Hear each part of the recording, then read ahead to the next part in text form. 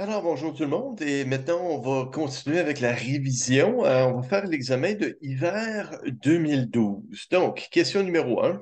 La mortalité suit l'Illustrative Life Table à 6%. Calculer la réserve, la policy value dans 10 ans pour une assurance temporaire 20 ans de 100 000 émise à une personne de 30 ans. Donc, sous-entendu ici que les primes sont payables pendant au plus 20 ans. Donc, la valeur présente actuelle d'une assurance de 1 ben, c'est égal à une prime fois un facteur de rente temporaire à 20 ans. Alors, une assurance temporaire 20 ans est égale à la valeur présente actuelle des primes.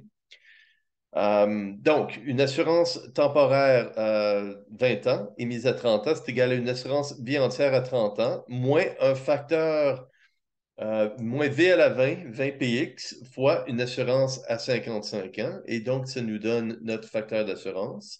Notre facteur de rente temporaire 30 ans, 20 ans, ben, c'est égal à une rente viagère à 30 ans, moins la valeur présente actuelle, alors moins V à la 20 px, fois un facteur de rente à 50, et ça nous donne notre facteur de rente. Et donc, 100 000 fois notre facteur d'assurance est égal à P fois notre facteur de rente. Et en conséquence, P est égal à 245 et 20.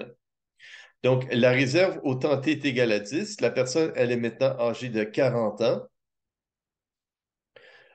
Donc, c'est égal à une assurance temporaire 10 ans pour une personne de 40 ans, moins la prime pour un facteur de rente temporaire 10 ans à 40 ans.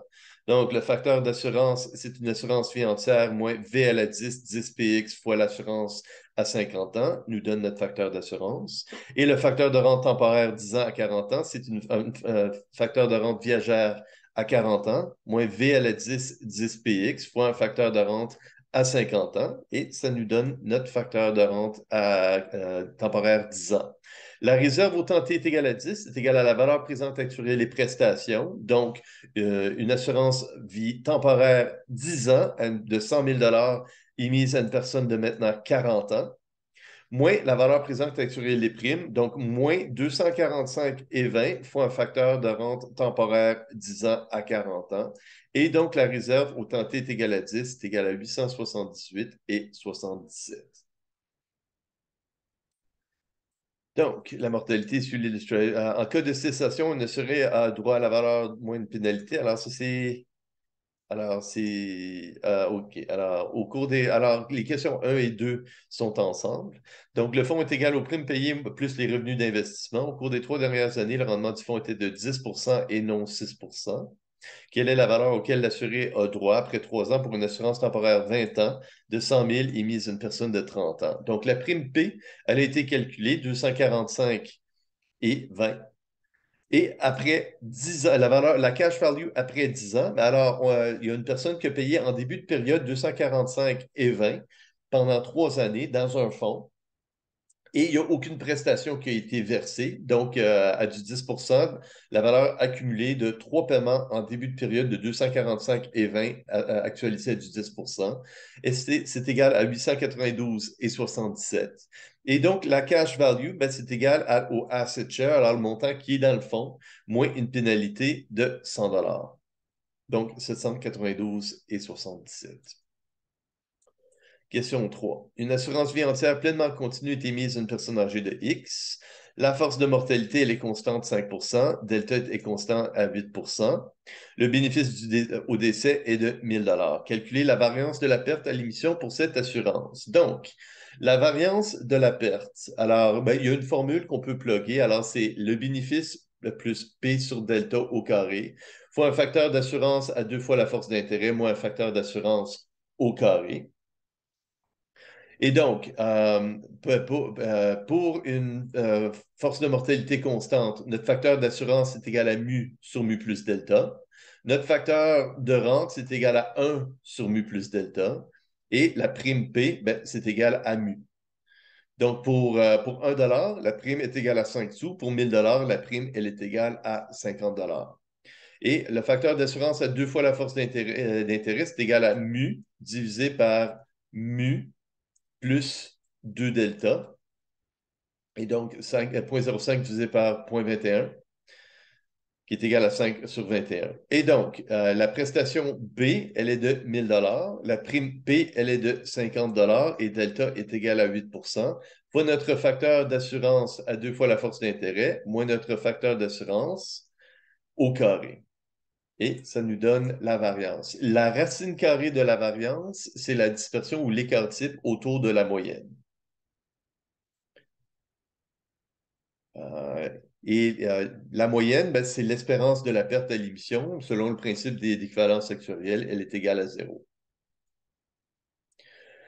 On vous donne un facteur de rente viagère à 40 ans est égal à 18,89037, à 25 ans est égal à 21,66789. Quelle est la réserve à 40 ans pour une assurance vie entière de 100 000 pleinement continue émise à une personne de 25 ans? Donc, on peut utiliser la formule de rente qui est égale à, pour 1 c'est égal à 1 moins le facteur de rente à t est égal à 15 divisé par le facteur, 1 moins le facteur de rente à 40 divisé par le facteur de rente à l'émission.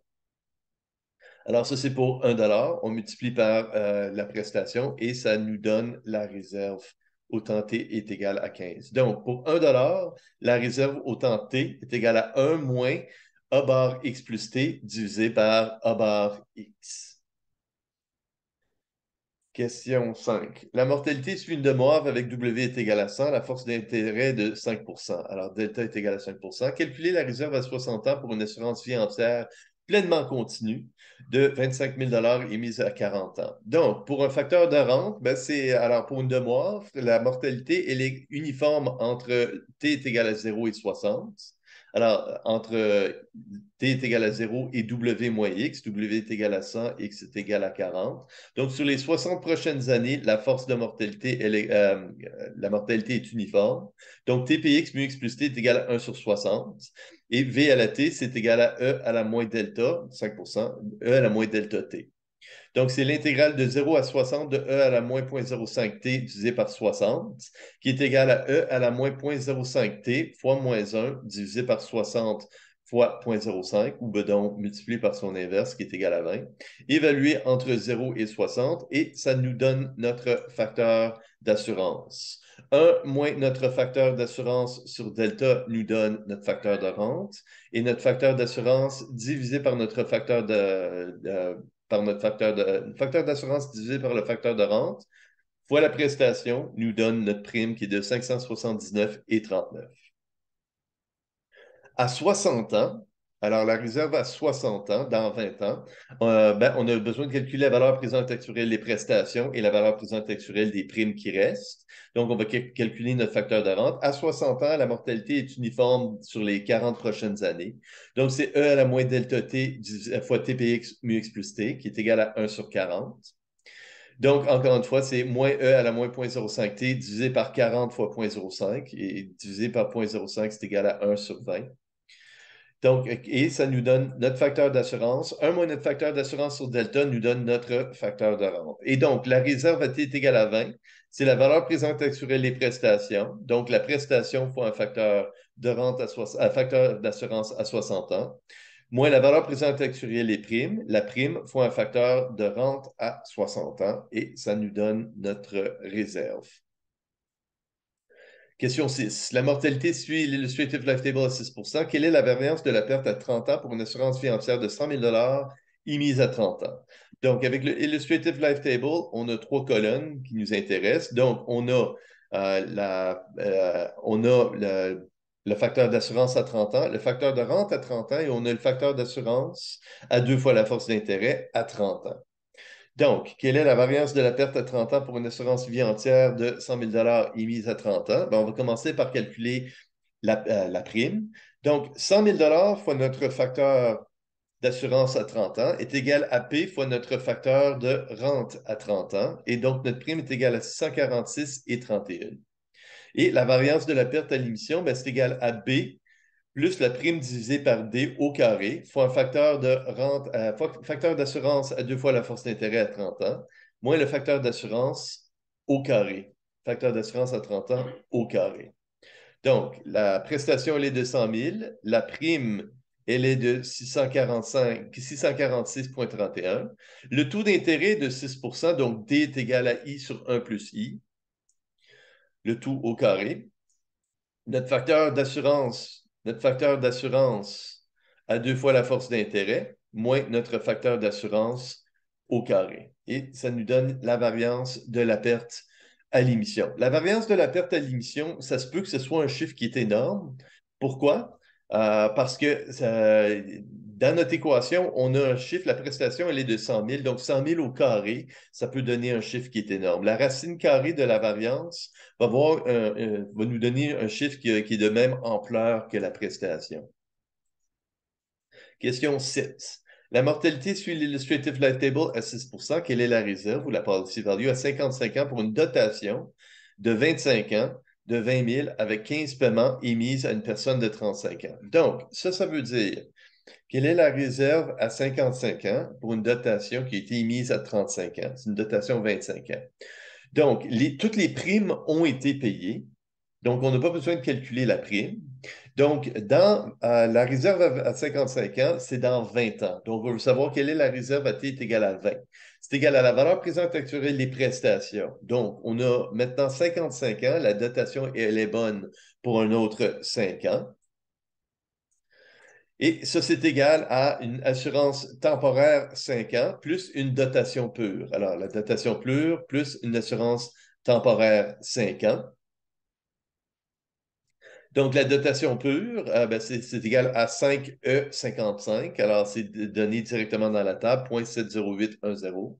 Et une assurance temporaire 5 ans, ben, c'est égal à une assurance vie entière à 55 ans, ou un facteur 5E55 fois un facteur d'assurance à 60 ans, et ça nous donne notre facteur d'assurance temporaire. Et donc, la réserve est égale à 20, ben, c'est égal à une dotation pure plus une assurance temporaire, et ce pour 1 $. Donc, on multiplie par 20 000 la prestation qui nous donne notre réserve autant T est égal à 20. Donc, pour une dotation, la dotation, elle est bonne pour 25 ans. À l'âge de 25 ans, si la personne est toujours en vie, on va avoir une prestation qui va être payée de 20 000 Donc, la dotation devrait être très proche de ce 20 000 ou devrait être proche de ce 20 000 escompté avec 5 périodes d'intérêt. Question 8. La réserve à 40 ans pour une assurance financière de 100 000 émise à 25 ans est de 10 526 et 31.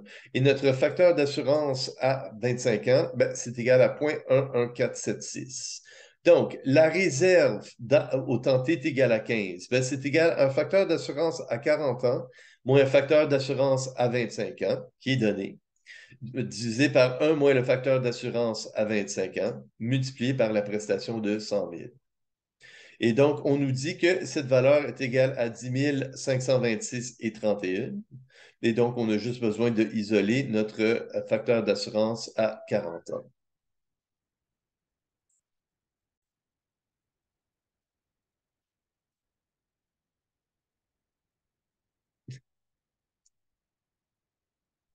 Donc, la mortalité suit l'Illustrative Life Table à 5 Donc, on ne peut pas utiliser les facteurs du Illustrative Life Table. C'est pour ça que je l'ai mis en gras et souligné. C'était justement pour faire un peu de calcul. Une assurance financière de 100 000 a été mise à une personne de 25 ans. On vous donne la réserve à 30 ans, elle est de 2 859,91 et la réserve à 31 ans est de 3 503,59. Donc, on ne peut pas utiliser les facteurs d'assurance et les facteurs de rente du Illustrative Life Table. Mais par contre, quelle est la prime pour cette assurance? Par contre, on peut utiliser la formule récursive. La réserve initiale, donc la réserve à 30 ans, qui est égale à la réserve au temps T est égale à 5 plus la prime. Ça, c'est la réserve initiale. Elle va servir à financer deux choses. En cas de décès avec probabilité Q30, on va payer une prestation de 100 000 à la fin de l'année. Donc, on va devoir l'escompter avec une période d'intérêt. Et avec probabilité P30, si la personne survit, qu'est-ce qui reste? C'est la réserve à la fin de l'année. Encore une fois, on doit l'escompter avec une période. Donc, on va utiliser la formule récursive. La réserve initiale, qui est la réserve terminale de l'année passée plus la prime en début de période, Ben, ça sert à financer en cas de décès la prestation de décès à la fin de l'année. Plus en cas de survie, ça vient financer la réserve au temps t est égal à 6. Donc, la réserve au temps t est égal à 5, elle est donnée. P est notre inconnu. La prestation de décès, c'est 100 000. La probabilité de mourir,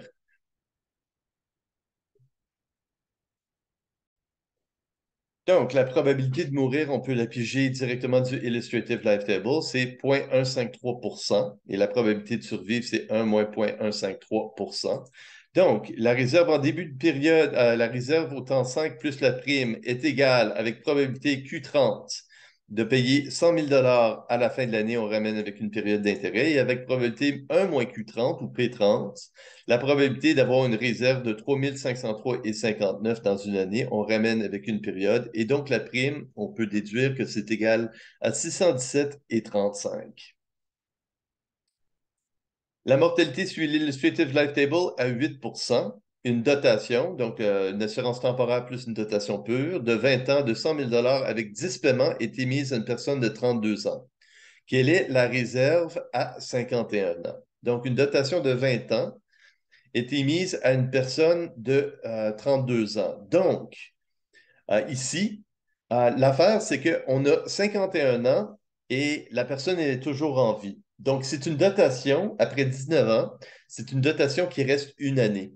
Quoi qu'arrive, à la fin de l'année, la dotation, le 100 000 va être payé. Si la personne décède dans l'année, on paye 100 000. Si la personne survit l'année, on paye 100 000. Donc, c'est certain qu'on paye 100 000 à la fin de l'année. Et la prime, elle était payable de 32 ans à 41 ans inclusivement. Toutes les primes ont été payées. Et donc, c'est tout simplement la valeur, quoi qu'arrive, à la fin de l'année, la personne va recevoir 100 000. Donc, c'est la valeur escomptée de 100 000 à du 8. Question 11. La mortalité suit l'Illustrative Life Table à 6%. Une assurance vie entière de 50 000 est émise sur une personne âgée de 45 ans. Les dépenses de la première année sont égales à 200 plus 110 de la prime brute, alors prime G. Les autres dépenses annuelles pour la police sont de 100 plus 5 euh, 5 donc la deuxième année et ainsi de suite, c'est 100 plus 5 de la prime brute. Et les dépenses à la fin de l'année du décès sont de 1000 Quelle est la réserve totale à 50 ans? Donc, autant t est égal à 0, la valeur présente actuelle des primes G est égale à la valeur présente actuelle des prestations plus la valeur présente actuelle des dépenses. Donc, la valeur présente actuelle des primes, ben, c'est G fois un facteur de rente à 45 ans. La valeur présente actuelle des prestations, c'est 50 000 fois un facteur d'assurance à 45 ans. Les dépenses annuelles, incluant la première année, les dépenses annuelles sont de 100 plus 5 de la prime brute du temps t est égal à 0 pendant que la personne elle est toujours en vie. Par contre, la première année, il y a un 100 additionnel qu'on va inclure et il y a 105 de la prime supplémentaire qu'on va ajouter la première année. Et les dépenses à la fin de l'année du décès, c'est 1000 Alors, 1000 au moment du décès, à la fin de l'année du décès. Donc, il faut un facteur d'assurance à 45 ans. On a nos facteurs d'assurance à 45 ans et facteurs d'assurance et de rente à 45 et à 50 ans du Illustrative Life Table à 6. Donc, G fois le facteur de rente est égal à 50 000 fois le facteur d'assurance, plus 100 plus 5 de G fois le facteur de rente, plus 100 plus 105 de G, plus 1000 fois le facteur d'assurance. Et en conséquence, on est capable d'isoler notre G qui est égal à 952,73. Donc, la réserve au temps t est égal à 5. La réserve totale au temps t est égal à 5. C'est égal à la valeur présente actuelle des prestations, donc 50 000 fois un facteur d'assurance à 50 ans, plus la valeur présente actuelle des dépenses. Donc, les dépenses sont toujours de 100 plus 5 de G fois un facteur de rente à 50 ans, plus 1000 au décès, alors 1000 fois un facteur d'assurance à 50 ans, moins la valeur présente actuelle des primes brutes, moins G fois un facteur de rente à 50 ans. Et on a tous nos facteurs d'assurance et de rente à 50 ans, on plug dans la formule et on a notre réserve totale de 2020 et 54. La réserve nette, ben, c'est égal à 50 000 fois un facteur d'assurance à 50 ans, moins la prime P qui est nette de dépenses fois un facteur de rente à 50 ans. La prime, la réserve pour dépenses, ben, c'est égal à la valeur présente actuarielle des dépenses. Alors, la valeur présente actuarielle des dépenses, moins la valeur présente actuarielle des primes pour dépenses. Donc, la prime E fois le facteur, la prime E, pas 952, mais la prime E, fois un facteur de rente qui est à 50 ans, qui est 13,2668. La réserve pour dépenses, elle peut être négative. Généralement, elle est négative. Si on a une grosse dépense la première année, alors 110 de la prime brute, alors probablement que la réserve, elle est négative. Question 12. La mortalité suit l'Illustrative Life Table à 6 la valeur du remboursement, cotisation, est égale à 80 de la réserve en tout temps. Une assurance vie entière de 10 000 est émise à une personne de 27 ans. À 36 ans, l'assuré désire convertir sa police en une assurance temporaire 10 ans de 100 000 Donc, la police va être cédée dans 9 ans. La personne va recevoir 80 de la policy value de la réserve à 36 ans. Et ceci va servir, ça va être égal à la valeur présente actuarielle d'une assurance temporaire de 100 000 de 10 ans. Ah, OK. Plus la personne va payer des primes pendant les 10 prochaines années. Donc, la cash value plus la valeur présente actuarielle des 10 primes qui vont être calculées est égale à la valeur présente actuarielle des prestations, une assurance temporaire de 100 000 assurance temporaire 10 ans. Donc, une assurance vie entière de 10 000 fois un facteur d'assurance à 27 ans, c'est la valeur présente actuelle des prestations, est égal à la P fois un facteur de rente à 27 ans, donc la valeur présente actuelle des primes. Et on est capable en conséquence de calculer la prime qui est égale à 55,57 La réserve au temps T est égale à 9. Ben, c'est égal à une assurance vie entière. Une assurance vie entière, la valeur présente actuelle des primes à 36 ans. Donc, 10 000 la prestation pour un facteur de rente, moins la prime pour un facteur de rente. Et donc, on a notre réserve au temps T est égale à 9 et l'assuré a le droit à 80 de cette valeur. Alors, 80 de 500 un peu moins que 400 c'est la valeur de son remboursement. Ça va servir à aider à financer la nouvelle police d'assurance. Donc, on va calculer maintenant une assurance temporaire à 36 ans, 10 ans, bonne pour 10 ans. Donc, c'est égal à une assurance vie entière moins la valeur V à la 10, 10PX, X étant 36, fois un facteur d'assurance à 46 ans. Donc, ça nous donne notre facteur d'assurance temporaire. La rente, ben, c'est égal à une rente viagère à 36 ans, moins V à la 10, 10PX, fois une rente viagère à 46 ans. Donc, ça nous donne notre facteur de rente. Donc, le remboursement cash plus la valeur présente actuarielle des nouvelles primes est égal à la valeur présente actuarielle des prestations. Donc, 80 du remboursement plus la nouvelle prime P fois un facteur de rente temporaire 10 ans est égal à la valeur présente actuelle des prestations, 100 000 fois le facteur d'assurance, et donc la nouvelle prime qui va être payée pendant 10 ans, 217,72.